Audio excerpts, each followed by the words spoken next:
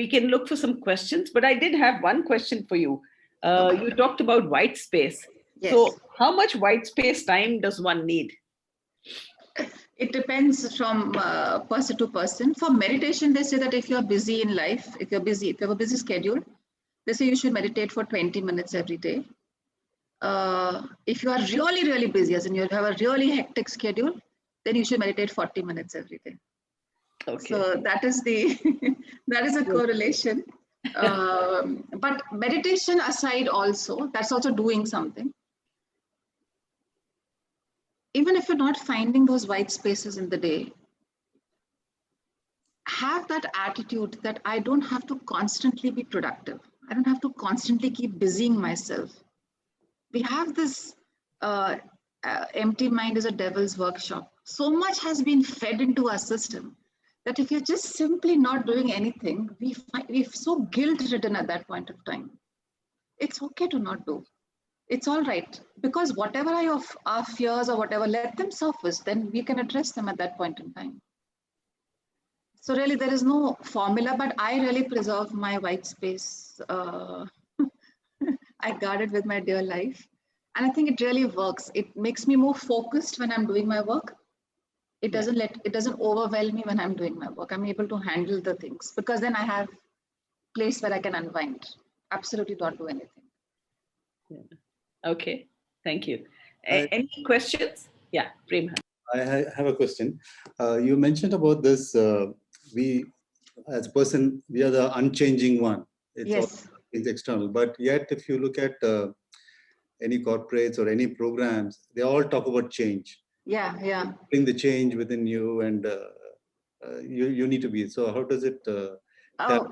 Fabulous. Thank you for asking for that question. I love such questions because it makes me also think. So what the corporates talk about is changing. Is the world is constantly changing. And they say change is the only constant. That is also, you may have heard a whole lot of people saying. The stress happens because we feel we are not adept at handling change, and we try to resist the change which is happening outside. So when they say, are you ready for the change? That means, are you aligned? Are you ready? It's going to change. Forget corporates. My child will change over the period of time. How she was and her needs were when she was a small child, vis-a-vis when she was as a teenager and when she's going to grow up. If I have lost that change that will happen to her, I am setting myself for failure. So I have to be very sure that this change will happen, whether I like it or not. And I think that is what the corporates are asking us to incorporate, be willing to that change. We know that the change will happen and we should be ready for it. How much ready, what preparedness, of course, varies, but don't resist the change that is happening outside of you. The unchanging in us is our true essence. The experiences we have are changing, but the one who sees the experience is unchanging. And we need to be that. We need to know that. That's when it stops overwhelming us and intimidating us. I hope I answered, Prem. Yeah, very well explained. Thanks. Thank you. I've got a few questions. I'll just take them up from the chat. We'll try out for your suggestion. So sweet. Thank you, Gulu. Simplified and made sound very doable. Yes, it's very doable. I can do it. Everybody can do it. How does religion affect the self-limiting beliefs you spoke about under the head? Yes, it's a very touchy topic about religion. Religion has a lot of self-limiting beliefs, and it's one to see. But religion, the whole purpose of religion, whether it is whichever religion you take, is to go further in, and find the spiritual dimension of that religion. Hinduism, because I was born a Hindu and I still continue to read the scriptures of Hinduism. You call them Hinduism. There are scriptures which were written, and that time there was no other religion. There was just this culture and literature which is available. If you read those books, how differently it is kept put over there, and how differently we are right now perceiving it to be. We are so stuck with rituals and prayers and chants and what have you, and we're missing the point which the books say very clearly. So we have, I think, even when we are religious, we don't go right in and we don't understand what is it trying to say. I remember I was in a convent school and we had this prayer, and all of us, most of you who probably in convent school would have heard this prayer of Saint Francis of Assisi. And the prayer says, "Make me a channel of your peace. Where there is hatred, let me sow your love. Where there is injury, your pardon, Lord. Where there is doubt, true faith in you. O Master, grant that I may never seek so much to be consoled as to console, to be understood as to understand, and to be loved as to love with all my soul." And this is such a spiritual talk, and it comes from a religious place. It just is only when you'll become a media through which love will flow will you be loved. If you become a media through which you are going to offer forgiveness, you would be forgiven. If you show compassion, compassion will be shown to you. It's as simple. So I'm saying we are missing the point. I think even when we're talking about religion, we get stuck in half of the things and we don't go fully into it. I don't know about other religions, but I can only tell about the Hindu scriptures that we know of. They are extremely liberating and they are very, very unifying, and they talk about oneness like nothing else does. So one would need to know, because in Bhagavad Gita, in the chapter 18, there's a shloka, the 64th or the 68th one, which says, "Sarva dharman parityaja mamikam sharanam vraja aham tva sarva papebhyo mokshayishyami ma shuchaha." Drop all your dharma. And when I say dharma, doesn't mean religion, it means all your identity and beliefs. Drop it and then come to me, and I will then take you in my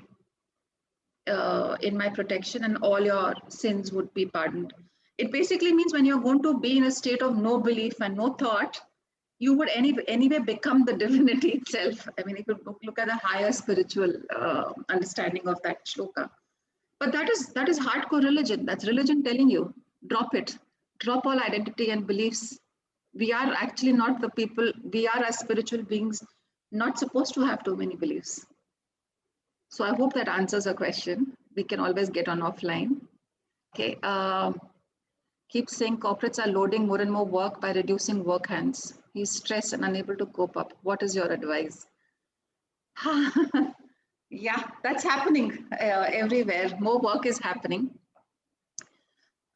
We think work shall not happen. We assume that it will not happen. And that's where the disconnect is. We think I should have it easy a little bit. I also stress. I get work from my seniors and I feel this should not happen to me. Maybe what it requires at that point of time is to push back. Maybe it requires to delegate. Maybe it requires to prioritize. Maybe it requires that person to become even more outspoken. Maybe it requires all of this. I'm not even saying that I'm assuming that the person is hardworking, diligent, skilled, able. But maybe it just requires him to explore more such qualities of becoming more courageous, being less guilty of not attending to a job at that point, pushing back prior, so there could be n number of things that can be taken into consideration to take care of it. And that's a choice that one makes if you're going in a high-end, high achievement index organization where a work life is absolutely running on full steam. Those are decisions we take. Those are choices we make.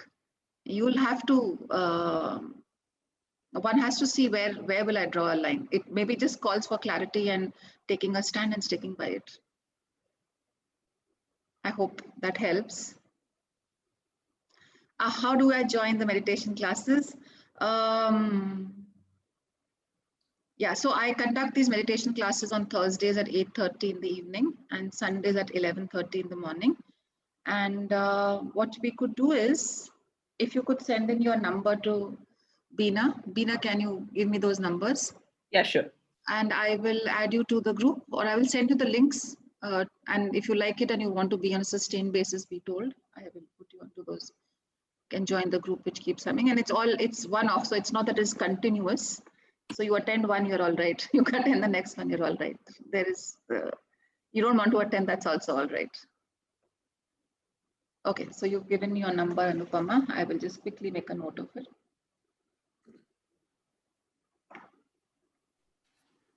Thank you. I'll reach out to you. Oh, someone was okay, Padmini. It's better you share your link so that everybody can get it. Zoom links. Oh, what I'll do is I'll put my number here. Okay, best. Okay.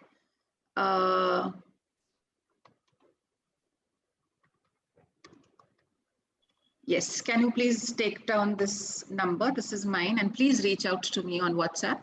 I'm very quick to respond, even though if I'm in my white space, I will definitely respond to you. You're not really in the white space. I would like to leave you all with a, because it's Friday night and I'm sure it's time to party and we must party today. Just want to leave you on this note about, the lotus and why lotus is such an important spiritual symbol. I don't know how many of you know about it. So lotus is symbolic. Of course, it's symmetry and it's beauty and whatnot, but also it's symbolic of how something so beautiful stays in the water and doesn't get spoiled by it. And so it symbolizes how we should stay in the sansar of the water and stay abloom and not get impacted by it. Nothing touches it. So therefore, that is a symbol of lotus for all spirituality, to stay detached. Even though you're in it, you're not affected by it as much. So that is a symbol of the lotus. And something which I heard very recently is that keep it light, keep yourselves very light, have fun, crack a joke, don't take yourselves very seriously. It'll keep you afloat in the ocean of the world. So I hope this was, if not a light session, and if nothing majorly wisening, but definitely keeping it light. Do reach out to me, my number is there. And I look forward, if you have any meditation to do, please join us. Thank you. Thank you so much, Anuja. You gave us a lot in this 40 minutes. We understood a lot about stress, and some key takeaways for me are that the authentic self is the sustainable self. Absolutely. Yeah. And that's very critical, because we tend to put on this mask, and that putting on this mask for society and for everybody around us is really what causes us major stress. Absolutely. Yeah. Majorly. If I'm not in a party, I feel that I'm missing out. And what if I'm not seen in a social party? Well, I don't like to party so much, and it's okay if you're judging me for not arriving in the party. It pulls my spirits down, so I will not go. I'll be happy. Let me be true to what I like mostly. Yeah. I'm not being antisocial. I'm not being hostile. It's just not my space, and I'm all right. Yeah, I think you have to be happy with yourself. Yes. And not, surrounded by people and things, and Yeah, don't get carried away by what the general opinion of the world is. The world is an illusion as it is. We've established that, I think, already. Yeah, so thank you so much for that. And I also liked Eckhart Tolle's quote, which you gave us, which is, stress is caused by being here, but wanting to be there. So you're really not in the now. You're in some other space, totally. Yeah. We have a illusion, or we have some sort of understanding. There has to be some other place that I have to be right now. This is not the place I was supposed to be right now. So we don't know what that is, but we know this is not it. It's it tears us apart.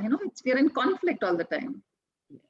Yeah, very true. Yeah, very nice. And also, you also mentioned that if you actually are compassionate, the compassion comes back to you. So whatever we give comes right back to us. So totally. I totally believe. I feel that if you know what your purpose is and arriving at your purpose, and you just keep delivering on that purpose, it just manifests through you.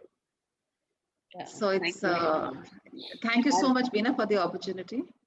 Yeah, thank you so much, Anuja, for being here. And yes, you have a very soothing voice. That's what a lot of people have said. And I think they enjoyed whatever meditation you did for us. So thank you. Thank you so much, Anuja. Yeah.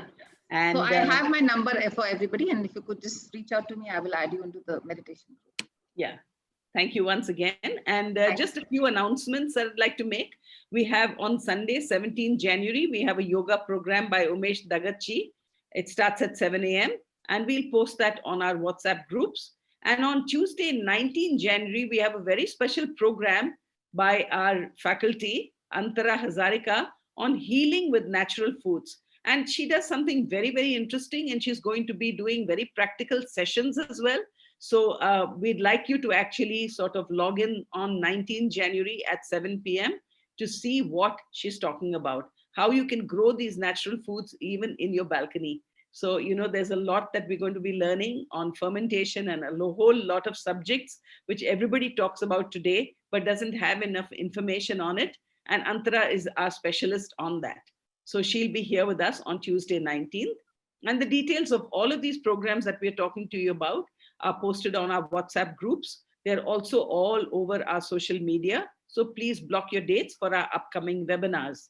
And at Rtambhara, we look forward to your presence, where we bring you interesting topics on holistic wellness and the arts, delivered by a host of distinguished, knowledgeable speakers.